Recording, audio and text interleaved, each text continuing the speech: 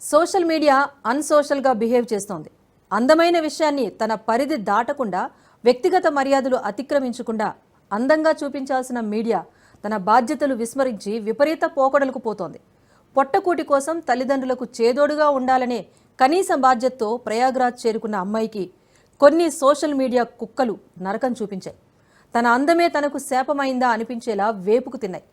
ఆమె కుటుంబ సభ్యుల మీద దాడులకు సైతం దిగాయి ఆ వీధి కుక్కలు.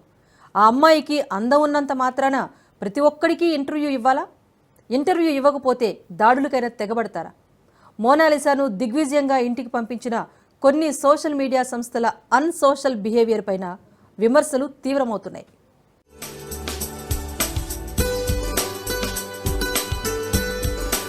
వీధి కుక్కల వేటలో అలసిపోయిన అందం, సంస్కారం మరచి బరితెగించిన యూట్యూబర్లు, కుటుంబాన్ని నవ్వుల పాల్చేసిన కుసంస్కారులు. సంస్కారం అనేది చేసే వృత్తిని బట్టి రాదు, అది వ్యక్తిని బట్టే వికసిస్తుంది. అయితే ఎంతో బాధ్యతాయుతంగా ప్రవర్తించాల్సిన కొన్ని మీడియా సంస్థలు, మరికొన్ని సోషల్ మీడియా సంస్థలు వాటి బాధ్యతను మరిచి చాలా చీప్ గా వ్యవహరించాయన్న విమర్శలు తీవ్రమవుతున్నాయి. మీడియాను నడిపే వారికి ఉండాల్సిన కనీస బాధ్యతను విస్మరించి ఓ పల్లెటూరి అమ్మాయి అందాన్ని అదే పనిగా చిత్రీకరించేందుకు అనారోగ్యకరంగా పోటీ పడ్డాయి. అవారాగా ప్రవర్తించే కొందరు యూట్యూబర్లైతే ఆమె కుటుంబం మీద కూడా దాడికి దిగాయి. ఆ యూట్యూబర్ల నిర్వాకంతో ఆమె రోజువారీ సంపాదన కూడా చేసుకోలేక ఇబ్బందుల పాలైంది. ఆమెకు దేవుడు వరంగా ఇచ్చిన నీలికల్లే ఆమెకు శాపంగా మారిన వైనం యావత్ మీడియాను విస్తుగొల్పుతోంది.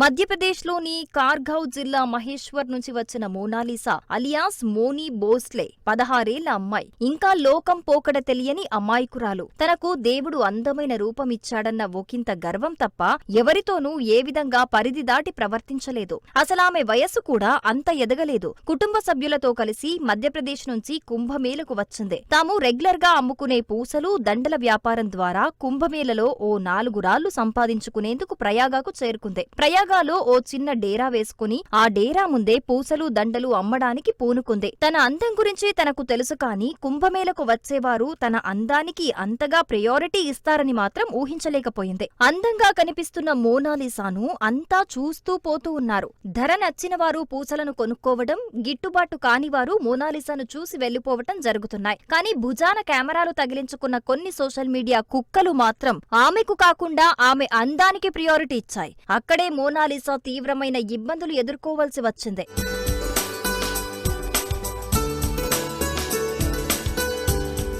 ఎవరో ఒక యూట్యూబర్ ఆమెను ఇంటర్వ్యూ చేశాడు. అమాయకమైన అందమైన నీలికలతో ఏం చెప్పాలో తెలియకపోయినా ఏదో చెప్పేందుకు ప్రయత్నిస్తున్న ఆమె ముగ్ధమోహన సౌందర్యం చూసేవారికి కూడా ఒకంత ముచ్చట గొలుపుతోంది. ఆ యూట్యూబర్ చేసిన వీడియో కాస్త డిజిటల్ మీడియాలో హైలైట్ అవ్వటంతో మరికొన్ని యూట్యూబ్ కుక్కలు అటువైపుగా కదిలొచ్చాయి. ఆయనెవరికో ఇచ్చావు, మాకెందుకు ఇంటర్వ్యూ ఇవ్వవు అని రుబాబు చేసేదాకా పరిస్థితి వెళ్లిపోయింది. ఎలాగైనా సరే ఆమె అందాన్ని తమ కెమెరాలో బంధించాలని, ఆమె మొహాన్ని చూపించి సబ్స్క్రైబర్లను పెంచుకోవాలని తెగ ఆరాటపడిపోయారు. ఓ పరిస్థితి ఎక్కడిదాకా వెళ్లిందంటే అసలు కుంభమేళ కవరేజీని వదిలేసి ఆమె కోసమే వచ్చినట్టుగా యూట్యూబర్ల గోల తయారైపోయింది. ఆమె దుకాణం ముందు ఎవరున్నారు, ఎవరు లేరు, తమది మర్యాద అవుతుందా కాదా అనే విచక్షణ కూడా వదిలేసి ఆమెను షూట్ చేయటానికి యూట్యూబర్లు మీద పడిపోయారు. దీంతో బెంబేలెత్తిపోయిన మోనాలిసా ఒక్కసారిగా భయపడిపోయింది. ఆమె కుటుంబ సభ్యులు కూడా ఇదేం పద్ధతంటూ అభ్యంతర పెట్టారు. అయినా వారు మాత్రం వినలేదు. ఆమెను షూట్ చేయటానికి, ఆమెతో మాట్లాడటానికే పోటీ పడ్డారు.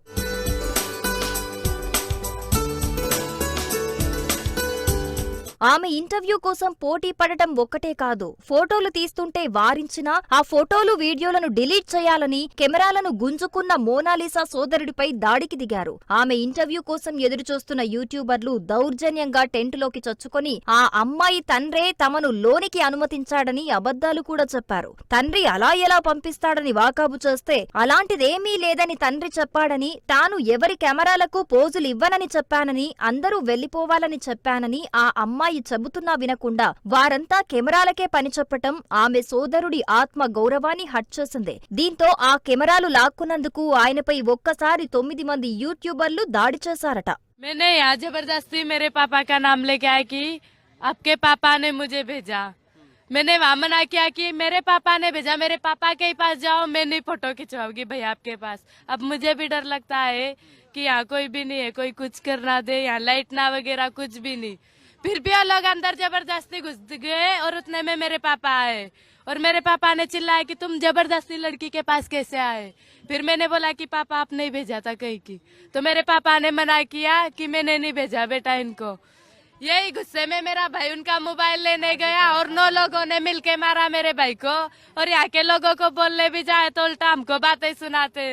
అనూహ్యమైన ఈ ఘటనతో మోనాలిసాను ఇంటికి పంపించేశారట ఆమె పేరెంట్స్, సోదరుడు. కుంభమేళను ఆసరా చేసుకుని ఓ 4 రాళ్లు సంపాదించుకుందామని వస్తే ఇప్పుడు ఇంటిల్లిపాది మోనాలిసాను కాపాడుకోవటమే డ్యూటీ అయిపోయిందని వాపోతున్నారు. తమ కళ్ల ముందే తమ కూతురు మీద తోడేళ్లు మీద పడి అఘాయిత్యం చేస్తాయేమో అని బెంగటిల్లారట. తాను చెప్పకపోయినా తన పేరు చెప్పి టెంట్లోకి దూరిపోయారంటే అక్కడ ఎవరూ అందుబాటులో లేని సమయం చూసి ఎవరేం చేస్తారో అనే కంగారు ఆ ఇంటిల్లిపాదికి పట్టుకుంది. దీంతో ఆమెను మధ్యప్రదేశ్ పంపించేశారు.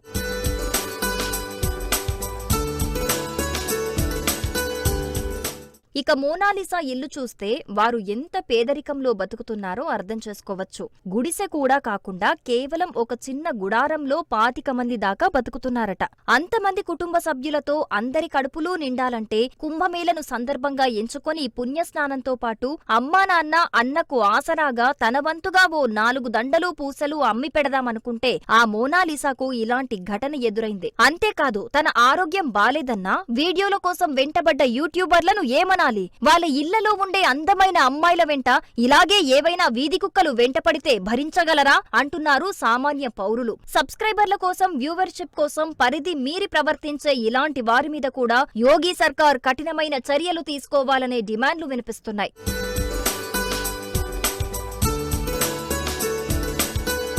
విధర్మీయులు, అన్యమతస్థులు కుంభమేళకు వచ్చి ఎలాంటి కుట్రలు చేస్తారోనని అనుమానించి ముందు నుంచే జాగ్రత్తలు తీసుకుంటున్న యోగి సర్కార్ యూట్యూబర్ల ముసుగేసుకుని ఇలాంటి అమర్యాదకరమైన అరాచకాలకు పాల్పడే వారి మీద కూడా ఆంక్షలు విధించాలన్న డిమాండ్లు వినిపిస్తున్నాయి. మరి యోగి సర్కార్ ఇలాంటి అంశాలపైన జాగ్రత్తలు తీసుకుంటుందా?